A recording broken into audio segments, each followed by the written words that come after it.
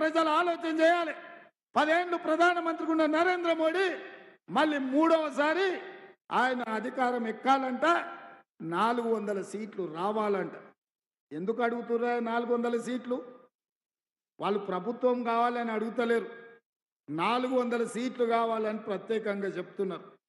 ఇక్కడే ప్రమాదం పొంచి ఉన్నది మిత్రులారా. ఇవాళ ఈ తెలంగాణ సమాజం అప్రమత్తంగా ఉండాలి.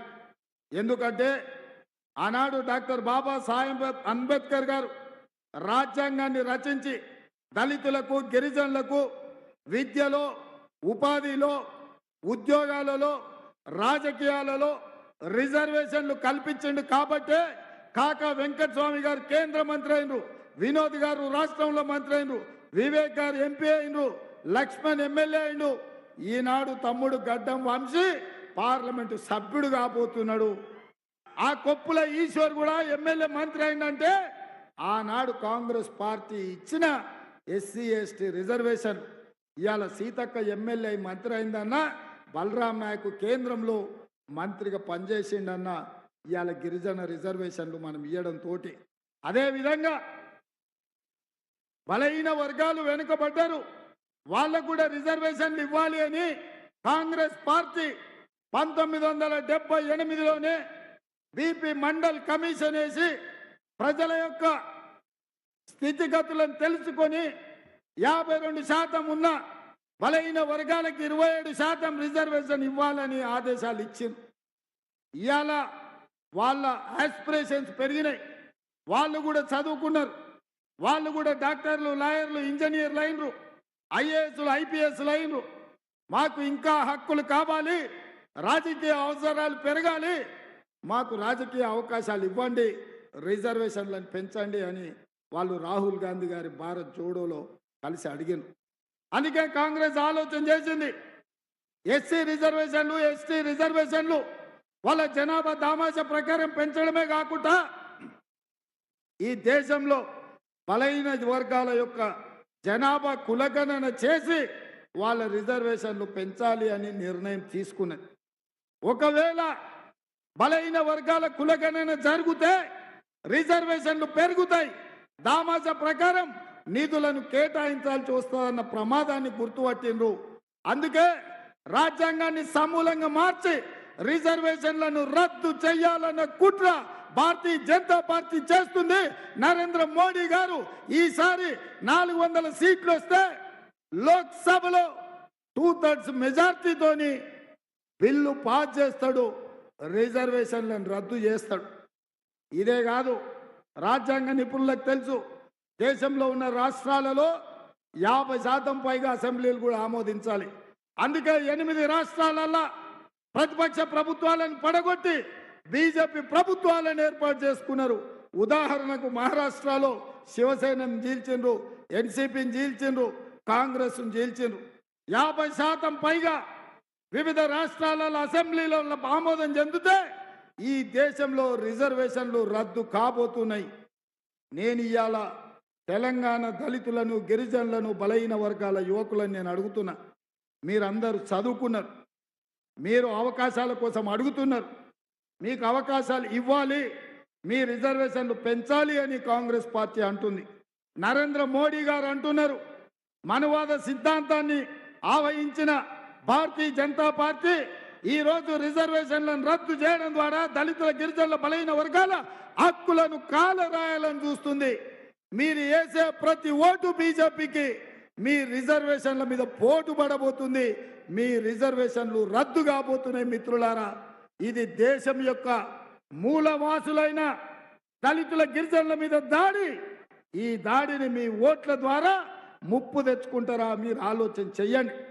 నేను ఇవాళ మేధావులను ఆలోచన చేయమని అడుగుతున్నా.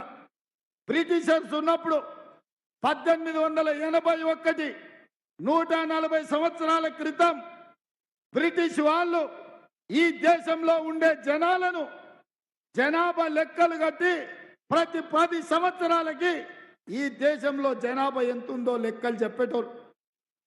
భారతీయ జనతా పార్టీ నరేంద్ర మోడీ ప్రధానమంత్రి అయ్యే వరకు 60 ఏళ్ళు బ్రిటిష్ వాళ్ళు క్రమం తప్పకుండా ప్రతి 10 సంవత్సరాలకు జనాభా లెక్కలు పెట్టిండ్రు. కాంగ్రెస్ పార్టీ అధికారంలోకి వచ్చి స్వతంత్రాన్ని తెచ్చి 60-70 సంవత్సరాలు జనాభా లెక్కలు కట్టిండ్రు. 2014 తర్వాత జనాల మార్పు వచ్చింది. జనాభా లెక్కలతో పాటు కులగణన కూడా జరగాలి అని బలైన వర్గాలు డిమాండ్ చేసిండ్రు. ఆ డిమాండ్ను కాంగ్రెస్ పార్టీ ఒప్పుకున్నది. 2021లో జనాభాతో పాటు కులగణన జరగాల్సిన అవసరం ఉండే. ఈసారి భారతీయ జనతా పార్టీ నరేంద్ర మోడీ గారు రెండోసారి ప్రధానమంత్రి అయినాక జనాభా లెక్కలు కానీ కులగణన కానీ చెయ్యలేదు.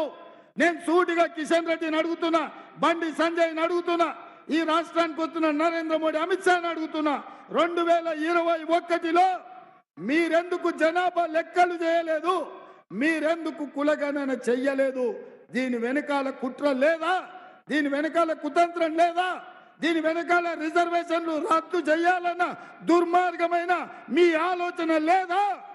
ఇవాళ ఈ దేశంలో 90% ఉన్న దళితులు, గిరిజనులు, బలైన వర్గాల యొక్క రిజర్వేషన్లను రద్దు చేసే అధికారం, హక్కు మీకెవడిచ్చిండు? అందుకే మిత్రులారా, ఈ ఎన్నికలు కీలకమైనవి. కాంగ్రెస్ పార్టీకి అధికారం కొత్త కాదు. 75 సంవత్సరాలలో 55 సంవత్సరాలు కాంగ్రెస్ అధికారంలో ఉంది. రాహుల్ గాంధీ గారి ముత్తాత జవహర్లాల్ నెహ్రూ గారు ప్రధానమంత్రిగా చేసిండు. వాళ్ళ నాయనమ్మ ప్రధానమంత్రి చేసింది. వాళ్ళ నాయన ప్రధానమంత్రి చేసిండు. వాళ్ళమ్మ యూపీఏ చైర్పర్సన్గా 10 సంవత్సరాలు మన్మోహన్ సింగ్ గారిని, పివి నరసింహారావు గారిని 5 ఏళ్ళు ప్రధానమంత్రిగా చేసింది. వాళ్ళకు పదవులు కొత్త కాదు. పదవుల పట్ల వాళ్ళకు వ్యామోహం లేదు. ఎందుకంటే మనం కళ్ళతో చూస్తున్నాం. పార్టీ అధ్యక్ష పదవి కూడా మల్లికార్జున్ ఖర్గే గారికి ఇచ్చిండ్రు. కానీ ఇవాళ నేను మీకందరికీ విజ్ఞప్తి చేస్తున్నా, మీకందరికీ నేను పర్సనల్గా మీ అందరికీ వేడుకుంటున్నా, ఈ దేశ ప్రజాస్వామ్యం, ఈ దేశంలో రాజ్యాంగం ప్రమాదంలో పడుతుంది. ఈ దేశానికి రాహుల్ గాంధీ ప్రధానమంత్రి అయితే తప్ప నరేంద్ర మోడీ ఎవరి మాట వినడు.